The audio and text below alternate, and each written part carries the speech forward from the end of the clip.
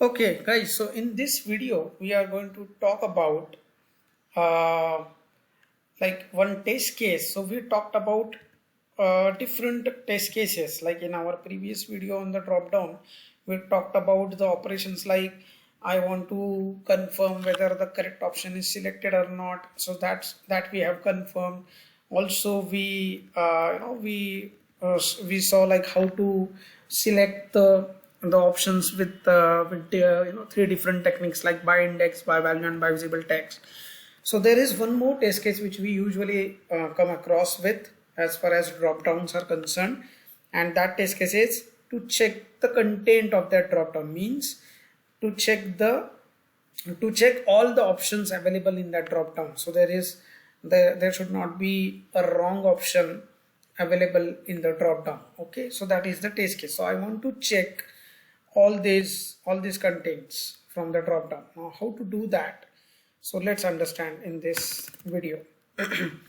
So first of all, let's understand the structure of this drop down. So the drop down is structured in this way: select tag open, select tag close, and those option tags, the options which we see, they are nothing but these option tags. Now what I want to do is I want to check the contents of these options, like this visible texts of these options, whether they are correct or not, right?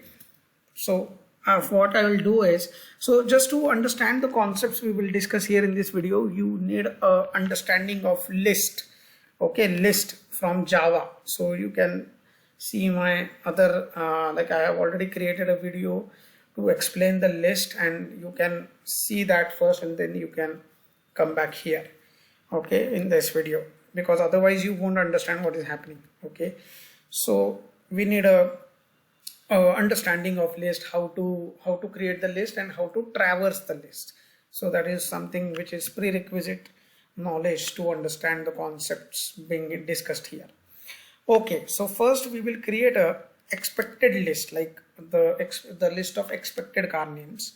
So how to create? So list string. So I want the list of strings, and I'll say expected car names equal to new array list.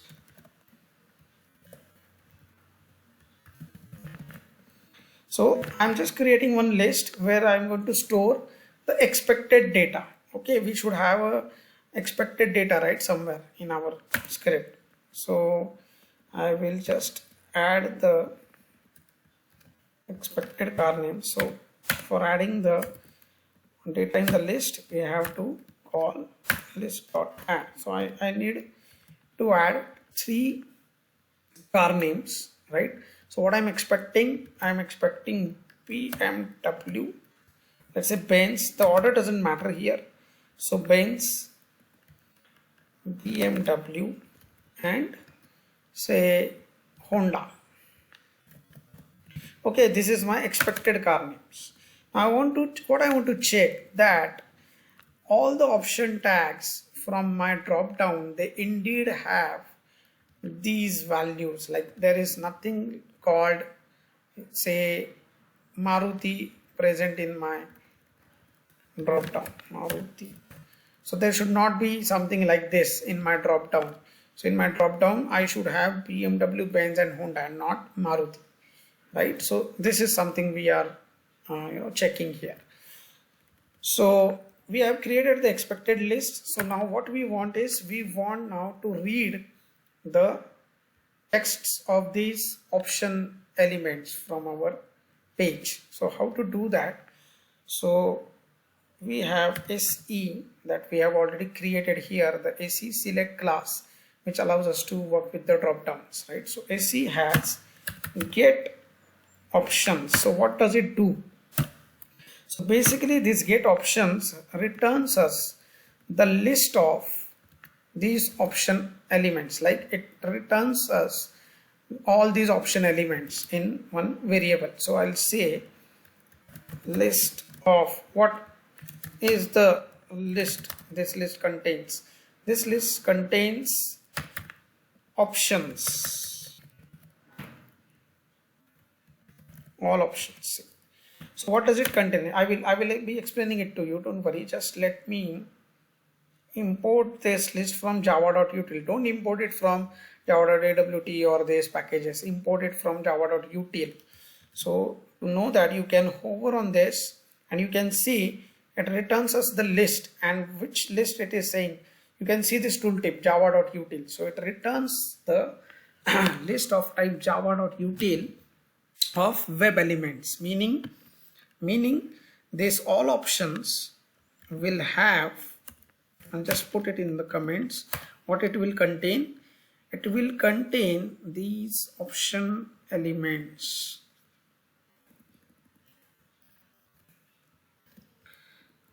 There won't be a Maruti, obviously it would be Honda, right? So these option elements is what it will give us. I'll inspect this page and I will show you. So this is the structure of the element, right? This select, and inside that select you guys can see different option elements, option BMW, Benz and Honda, these three. So that get options will return us list having these option elements, option tags. Every option tag is one web element. So this is one web element, this is one web element, this one is another web element, right? So we will get a list of web elements having each option tag being returned as a single web element. So we will have the list of 3 web elements, right? So and each web element will represent the whole option tag, right? So now what we want to do, we want to retrieve every web element, every option. So what is our task now is to retrieve each option element, each web element, okay, and get the text of that and check that the text which you have got is indeed exist in this list or not, in the expected list or not, right? So how to traverse a list, that also we have discussed in our other list video, where I have explained you guys that how to traverse the list using advanced for loop. So if you guys are not aware of advanced for loop, and if you want to do the revision first before continuing this video, you can go and watch that list video. So now say for, now what we have here in this all options, we have these web elements, right? So I want to traverse each web element, so I will say web element opt, we can give any name from all options. So what I want is, with every iteration of my loop, with every iteration there would be 3 iterations. I want the loop to be iterated 3 times because there are 3 elements in this all options, right? So it will iterate for 3 times, and with every iteration I will have this web element in my opt. So the first iteration, in the first iteration of the loop, in this opt I will have this option, first option element. Then in the second iteration in opt I will have this, and in the third iteration I will have this. Now what I want to do, once I got my web element here, what I want to do is I want to fetch the text from the option element, which I'll say string opt text. And how to fetch, we know that in this opt we have the option tag in the form of web element.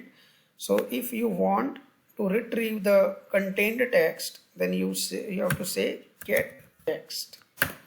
So this get text will with every iteration of the loop we would be getting this BMW. In the first iteration we will be getting this BMW text in this opt text. In the second iteration of the loop, B and Z we will be getting in this opt text, and third iteration we would be getting this Honda. Now what we want to check, that whatever is there in this opt text, whatever is there on the UI, on that page, is indeed correct or not. So how can we check for that correctness? So whatever the values we will get, like these BMW, Benz, Honda, they should be present in this expected list which we have already created, the list of expected car names. So how to check? So if expected car names, now if I want to check the existence in the list, so we know that, right? How to do that? Using dot contains. This is also explained in that Java list video. So contains, so what I want to check is this OPT text is contained or not. So I'll say if it contains, correct car name is present, else incorrect. And if the incorrect car name is present, I will break the loop, because there is no point in traversing it next elements, because we want to mark this as a failed test case and we want to move ahead. There is no point in traversing. If there are say 100 elements and the second element itself is wrong, and you want to say mark this test case fail, and now you are not interested in checking any further elements, so you can break the loop, right? Now let's say that tomorrow as a bug, instead of BMW here you got Maruti, right? Instead of BMW here you got Maruti. So what will happen?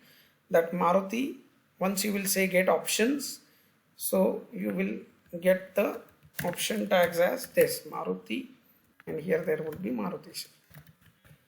Okay, so when you will iterate this web element list, so when you are iterating the first iteration, you would be getting this option element in this OPT. OPT.get text will give this Maruti text in this OPT text variable, and here you are checking that whether it exists or not. Now expected car names, this list, does it contain Maruti text? No, it is not there, right? So this contains, returns true or false based on the existence or non-existence of an element. So as Maruti is not there, so it will return false. This if will get evaluated to false, and you will mark your test case failed here, and that is how you can know that wrong elements are present, right? So this is how we can check the contains. So now what I'll do is I will run this test and we will see the output also. So as there is a problem on my machine regarding the compatibility of the browser with this, so I'm just doing this one change which you guys may not require to do. So you can directly jump to the execution of the code. So I'm now going ahead with the execution. So I'm running the test. So first it will check whether the correct default value is selected or not. That will happen. Then as in the code it is written that to select the values one by one, by index, by value, by visible text. That will happen, and at the end the checking of content will happen. Now you can see it is now selecting the values one by one. Then it will check the content now. Now let's go and see our correct car name is present. We got this 3 times because there were 3 iterations of this loop, and with every iteration it retrieved the elements, the text of the option tag, and it checked for its existence in this, and 3 times we got this message that all the 3 are correct. So whatever the data is there in that drop down, so you will require to have this kind of a checkpoint where, let's say, you have 2 drop downs, state and city. Now if you select the Maharashtra in state, now in the city you should get all the cities populated from Maharashtra. There should not be any other. Okay, so in those kind of scenarios you guys will be requiring to do something like this to check the data from the drop down, right?